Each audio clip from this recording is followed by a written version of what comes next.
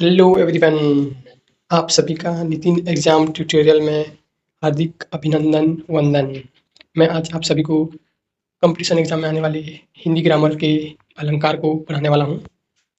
अलंकार को आज मैं आपको शॉर्ट ट्रिक के माध्यम से आसानी से 5-10 मिनट की वीडियो में कंपटीशन एग्जाम की तैयारी अलंकार की हो जाएगी। पूरा शॉर्ट ट्रिक बता के आपको अलंकार को आज फिनिश करने वाला हूँ बहुत ही कम समय में।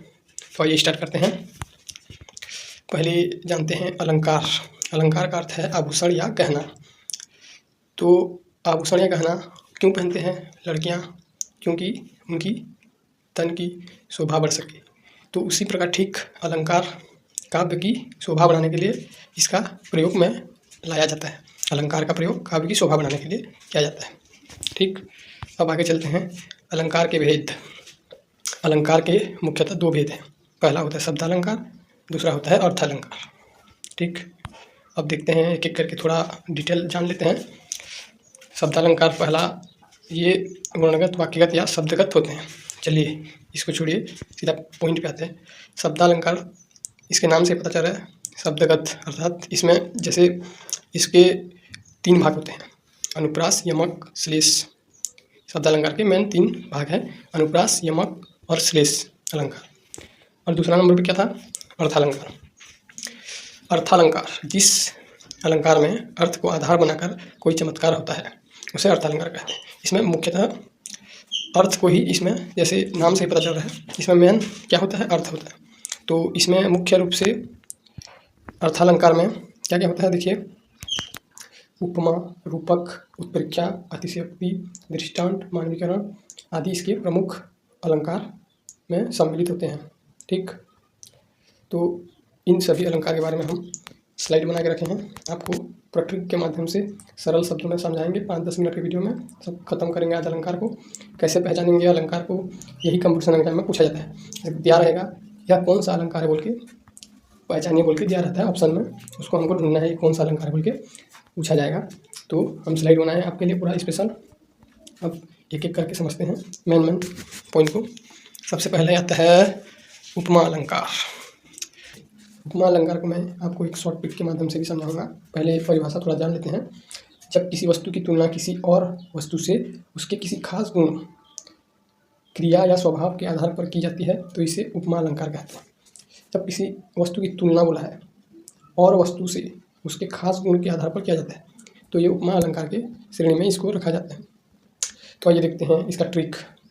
इसका ट्रिक देखेंगे, जहाँ पर किसी वाक्य में जैसे कुछ आपको दिया रहेगा कुछ पंक्तियाँ, उस पंक्तियों में कहीं पर भी सा, से, सम, सरिस आई तो वहाँ उपमा अलंकार होगा ही होगा। ठीक, तो इसका एक उदाहरण देख लेते हैं, फिर आपको क्लियर समझ में आ जाएगा। 1-2 उदाहरण देख लेते हैं। तो यहाँ एक उदाहरण है, जैसे पीपर पात सरिस मन डोला। पीपर पात सरिस मन डोला, तो इसमें क्या आया? इसमें से क्या आया? इसमें सरिस, यहाँ क्या आया? सरिस, ये उदाहरण है। तो ये किसके अंतर्गत आएगा? उपमा अलंकार के अंतर्गत आएगा। चलिए और एक आध उदाहरण देखते हैं। सहस बाहु सम रिपु मोरा। तो देखिए यहाँ पर क्या आया? सम, समय ना। देखिए क्या बोला है इसमें, सा से सम सरिस, तो यहाँ पर क्या आया? सम, समय ना इसमें। चलिए ठीक, चलिए अब देखते हैं रूपक अलंकार। तो परिभाषा थोड़ा देख लेते हैं। जहाँ उपमेय और उपमान में कोई अंतर दिखाई नहीं देता, मतलब दोनों को एक ही में मिला देता है, उपमेय और उपमान को। और इसका मेन पहचान आपको बता रहा हूँ, कैसे पहचानेंगे वो रूपक अलंकार है बोल के। योजक चिन्ह, जहाँ पर भी योजक चिन्ह दिखे आपको समझ जाना कि यहाँ रूपक अलंकार है। तो एक उदाहरण देख लेते हैं, 1-2 उदाहरण। शशि मुख पर घूंघट डाले अंचल में दीप छिपा। यहाँ पर क्या है? योजक चिन्ह। ठीक, तो आपको क्या मानना है? रूपक अलंकार पे टिक मानना है। और देखिए मन सागर मनसा लहरी बूढ़े बहे अनेक, यहाँ पर भी योजक चिन्ह है, तो क्या मानना है? रूपक अलंकार में आपको टिक मानना है। यही रूपक अलंकार की पहचान का तरीका है, योजक चिन्ह। जहाँ पर भी योजक चिन्ह दिखाई दे वहाँ रूपक अलंकार प्रयोग होता है। ठीक, चलिए अब नेक्स्ट देखते हैं उत्प्रेक्षा अलंकार। परिभाषा थोड़ा देख लेते हैं सहूलियत के लिए। जहाँ उपमेय में उपमान की संभावना या कल्पना प्रकट की जाए वहाँ उत्प्रेक्षा अलंकार होता है। तो आइए आपको ट्रिक के माध्यम से समझाता हूँ। इस अलंकार में जहाँ जहाँ जनु मनु इव मानो मनो मनहु जनहु आदि दिखाई दे, किसी भी उदाहरण जैसे दिया रहेगा पंक्ति, तो ये सब जो बताया जनु मनु इव मानो मनो मनहु जनहु, तो वहाँ उत्प्रेक्षा अलंकार होगा, उत्प्रेक्षा अलंकार ही होता है। तो जैसे उदाहरण देख लेते हैं, यह है मुख सम नहीं याते कमल मनु जल रहियो समाए। तो इसमें क्या आया, देखिए मनु, आपको क्या बताया था प्रीत में, मनु, यहाँ मनु है और पंक्ति में भी मनु आ गया, तो उत्प्रेक्षा में यह कौन सा अलंकार होगा, उत्प्रेक्षा अलंकार होगा। और एक उदाहरण देखते हैं, चित्रकूट जनु अचल है। देखिए इसमें जनु आया ना, तो ये ट्रिक में बताया था जहाँ जहाँ जनु मनु ये आए तो कौन सा अलंकार माना, उत्प्रेक्षा अलंकार। यहाँ जनु आया है पंक्ति में, तो ये कौन सा अलंकार होगा, उत्प्रेक्षा अलंकार यह होगा। और एक उदाहरण देख लेते हैं, चमचमात चंचल नयन बीच घूंघट पटछीन मनहु सुर सरिता विचल जल उछरत जुगमीन। देखिए यहाँ पर क्या क्या है, मनहु, ठीक। और एक उदाहरण देखते हैं, अरुण भय कोमल चरण भूवि चलवे तय मानु। देखिए यहाँ पर क्या है, मानु। अब आगे देखते हैं अतिशयोक्ति अलंकार। तो इसमें पहचान क्या है, अतिशयोक्ति अलंकार का मतलब है किसी बात को बढ़ा चढ़ाकर कहना, बढ़ा चढ़ाकर जो भी बात कहते हैं इसके अंतर्गत आता है। जैसे उदाहरण एक देख लेते हैं, पानी परात को छुयो नहीं नैनन के जल सो पग धोए। देखिए पानी परात को छुयो नहीं, मतलब पानी और परात को बिना छुए, नैनन के जल से पैर को धोए, मतलब आँखों के आंसू से पैर धोए। तो ये देखिए बढ़ा चढ़ा के हो गया, आंसू से कोई पैर धो सकता है क्या बिना पानी परात, लेकिन इसमें ये अलंकार ही ऐसा है बढ़ा चढ़ा कर होता है। जैसे श्री कृष्ण सुदामा के पैर को आंसू से धोए, तो इसमें देखिए बढ़ा चढ़ा कर बोले हैं कि नहीं, तो यही अतिशयोक्ति अलंकार की पहचान है। और एक तो उदाहरण देख लेते हैं, देख लो साकेत नगरी है यही स्वर्ग से मिलते गगन में जा रही है। एक नगरी के बारे में इसमें बताया गया है, नगरी का नाम क्या है, साकेत नगरी। तो यह स्वर्ग से मिलने गगन में जा रही कोई नगरी है जो ऊंचे हाइट का हो, तो उसको बढ़ा चढ़ाकर बताने के लिए अतिशयोक्ति अलंकार का प्रयोग किया गया है कि यह इतना ऊंचाई पर है कि यह स्वर्ग को छू रही है। तो बढ़ा चढ़ाकर अतिशयोक्ति अलंकार में कोई भी वाक्य पंक्ति प्रस्तुत हो तो वह क्या है, अतिशयोक्ति अलंकार के अंतर्गत आता है। ठीक, परीक्षा में अगर पूछे तो आप कौन सा अलंकार पहचाने के लिए बोले तो बना लोगे ना, अतिशयोक्ति अलंकार में बढ़ा चढ़ाकर उसमें पूछा गया है। ठीक, नेक्स्ट देखते हैं मानवीकरण अलंकार।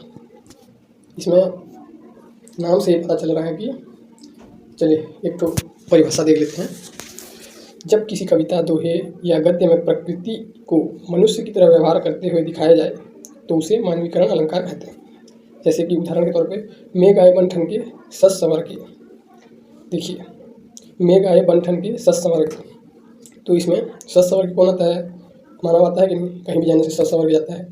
तो ये मेघ को मानव के रूप में उसको अलंकृत किया है, तो यह मानविक्रिय अलंकार होगा।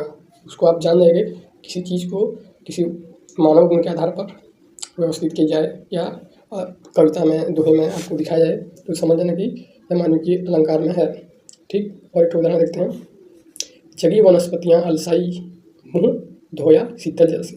देखिए हम लोग भी शीतल जल से मुँह धोते हैं कि अभी ठंडी महीना में अलग बात है, गर्मी महीने में शीतल जल से मुँह धोते हैं। तो यह वनस्पतियाँ किसमें मुँह धो रहे हैं, शीतल जल में। तो इसमें देखिए मानवीकरण अलंकार है बोल के साफ साफ आप समझ जाना, क्योंकि हमारे मनुष्य से तुलना ही इसमें इसका मुख्य रूप से पहचान है। पिछला में अभी हम लोग देख रहे थे अर्थालंकार के, अब देखते हैं शब्दालंकार के भेद। अनुप्रास अलंकार, यमक अलंकार और श्लेष अलंकार, इसके बारे में थोड़ा देखते हैं। तो आइए देखते हैं सर्वप्रथम अनुप्रास अलंकार।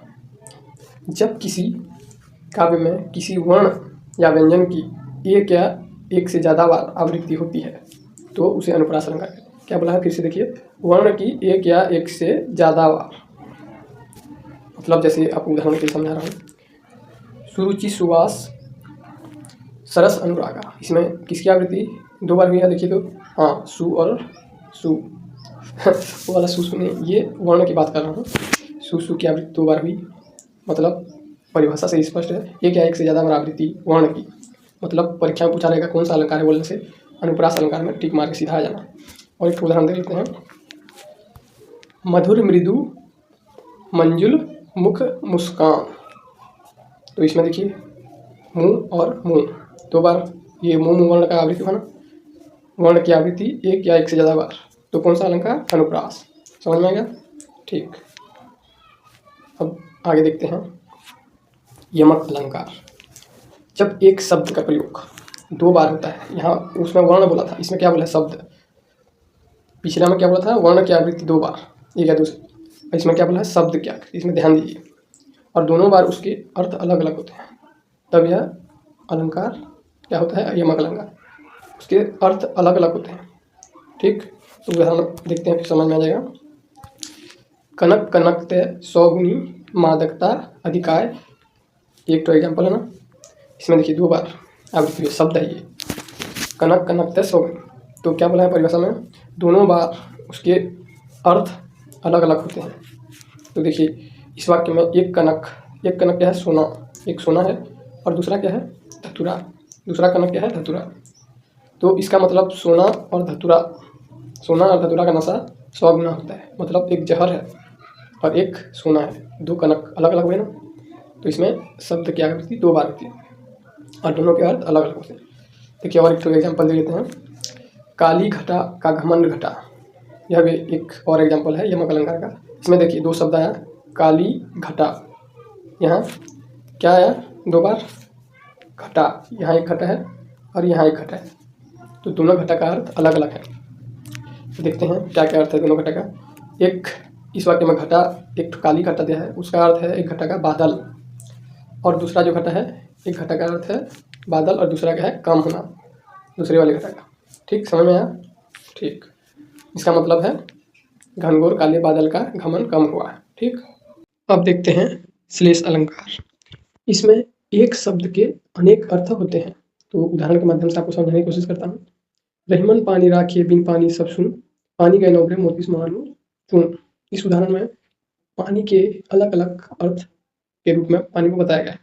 जैसे मोती के लिए चमक के रूप में पानी को दर्शाया गया है, मानव के लिए स्वाभिमान के रूप में इसमें ये पंक्ति में पानी को बताया गया है, और चूने के लिए पानी के रूप में इसमें बताया गया है।